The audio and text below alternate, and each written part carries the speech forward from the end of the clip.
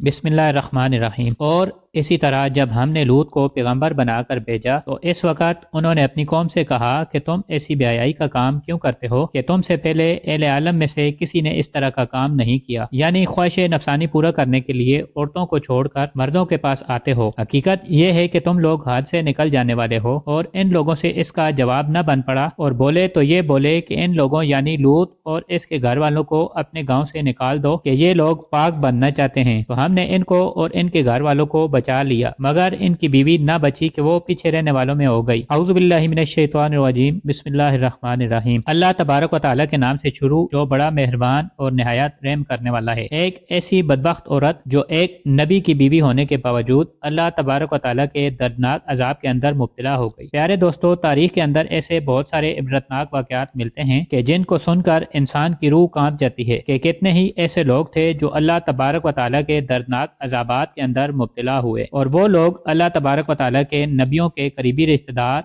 और इनके शरीक हयात और इनकी आल औलाद में से थे, जैसा कि हजरत नूह अलैहिस्सलाम की बीवी और हजरत नूह अलैहिस्सलाम का बेटा और हजरत आदम अलैहिस्सलाम का बेटा कि जिसने दुनिया का सबसे पहला कत्ल किया। और इन्हीं बदबख्त लोगों में से हजरत लूत अलैहिस्सलाम की बीवी भी थी कि जिस पर अल्लाह तबारक व तआला ने अपना दर्दनाक अजाब नाजिल फरमाया। प्यारे दोस्तों, आज की इस वीडियो में हम आपको बताएंगे कि हजरत लूत अलैहिस्सलाम की बीवी कौन थी और ये कौम लूत के साथ कौन सा ऐसा गुनाह करती थी कि जिसकी वजह से इस पर अल्लाह तबारक व तआला का दर्दनाक अजाब नाजिल हुआ और ये औरत पत्थर के मुजस्मे में तब्दील हो गई। प्यारे दोस्तों, इस ईमान अफरोज और इबरतनाक वाक़े को सुनने के लिए आपसे हमारी गुजारिश ये है कि हमारी इस वीडियो को एंड तक जरूर देखिएगा। प्यारे दोस्तों, आज से हजारों साल पहले शहर सदोम के अंदर एक कौम आबाद हुई जिसको कौम लूत कहा जाता है। ये वो दुनिया की पहली कौम थी कि जिसने इस दुनिया के अंदर एक नए गुनाह को इजाद किया। ये दुनिया का ऐसा बदतरीन गुनाह था कि इससे पहले कोई भी कौम इस गुनाह के अंदर मुब्तला न थी, यानी इस कौम के मर्द औरतों को छोड़कर मर्दों के साथ बदफेली किया करते और जिनसी ताल्लुकात कायम किया करते। इस तरह ये कौम पहली कौमों की निस्बत दुनिया के अंदर एक नया गुनाह किया करती थी और ये गुनाह दुनिया का बदतरीन गुनाह था। इस कौम की हिदायत के लिए अल्लाह तबारक व तआला ने अपने प्यारे नबी हजरत लूत अलैहिस्सलाम को मबूस फरमाया। हजरत लूत अलैहिस्सलाम के वालिद का नाम हारान था और आपके वालिद का इंतकाल बचपन ही में हो गया था, लिहाजा हजरत लूत अलैहिस्सलाम की परवरिश हजरत इब्राहिम अलैहिस्सलाम ने की। हजरत इब्राहिम अलैहिस्सलाम की खिदमत और आपकी दुआओं की बदौलत अल्लाह तबारक व तआला ने हजरत लूत अलैहिस्सलाम को मनसबे नबूवत पर फायज फरमाया था और आपको नबी बनाकर शहर सदोम की तरफ मबूस फरमाया। हजरत लूत अलैहिस्सलाम की कौम इस बदफेली के अंदर इस कदर मुलविस हो चुकी थी कि इनकी कोई भी महफिल इस गुनाह से खाली न होती। ये लोग जहाँ पर भी जमा होते तो एक दूसरे से बदफेली करने लगते, यहाँ तक कि कौम लूत के हर घर में ये बदफेली होने लगी। हजरत लूत अलैहिस्सलाम ने अपनी कौम को अल्लाह तबारक व तआला का पैगाम सुनाया और अपनी कौम को अल्लाह तबारक व तआला के अजाब से डराया और अपनी कौम को बदफेली करने से मना किया। हजरत लूत अलैहिस्सलाम ने अपनी कौम से फरमाया कि अल्लाह तबारक व तआला ने तुम्हारे लिए औरतों को पैदा फरमाया है, लिहाजा तुम लोग अपनी ख्वाहिशात को जायज तरीके से पूरा करो और इस बदफेली से बाज आ जाओ। बेशक ये बदतरीन गुनाह है, लेकिन हजरत लूत अलैहिस्सलाम की कौम ने हजरत लूत अलैहिस्सलाम की एक न मानी और इसी तरह अपने गुनाहों के अंदर मुब्तला रही। जब हजरत लूत अलैहिस्सलाम कई सालों तक अपनी कौम को दावत हक देते रहे, मना करते रहे, लेकिन ये कौम अपने गुनाहों से बाज न आई और इसी तरह अपनी बदफेलियों के अंदर बदमस्त रही। बाला आखिर जब ये कौम हजरत लूत अलैहिस्सलाम की दावत से तंग आ गई तो ये कौम हजरत लूत अलैहिस्सलाम से कहने लगी कि अगर तुम अल्लाह तबारक व तआला के सच्चे नबी हो तो इस अजाब को हम पर ले आओ जिस अजाब से तुम हमको डराते हो। इस तरह ये कौम खुद ही अल्लाह तबारक व तआला के अजाब को तलब करने लगी और हजरत लूत अलैहिस्सलाम को जुटलाने लगी। प्यारे दोस्तों, इस तरह जब ये कौम अपने गुनाहों से बाज ना आई और अल्लाह तबारक व तआला के अजाब को तलब करने लगी तो अल्लाह तबारक व तआला का दर्दनाक अजाब इन पर नाजिल हो गया। चुनाचे हजरत जिब्राईल अलैहिस्सलाम चंद फरिश्तों के हमरा अल्लाह तबारक व तआला का दर्दनाक अजाब लेकर शहर सदोम के अंदर दाखिल हो गए। अल्लाह तबारक व तआला की तरफ से आने वाले ये फरिश्ते खूबसूरत नौजवानों की शक्ल में आए। ये फरिश्ते जब हजरत लूत अलैहिस्सलाम के घर आए तो हजरत लूत अलैहिस्सलाम से कहने लगे कि हम मुसाफिर हैं और आज रात आपके घर में ठहरना चाहते हैं, लिहाजा आप हमें एक रात के लिए अपने घर में ठहरने की इजाजत दे दें। हजरत लूत अलैहिस्सलाम ने जब इन खूबसूरत नौजवानों को देखा तो आप मजीद परेशान हो गए, क्योंकि हजरत लूत अलैहिस्सलाम की कौम पहले ही इस बदफेली के अंदर बहुत ज्यादा हद से बढ़ चुकी थी। लिहाजा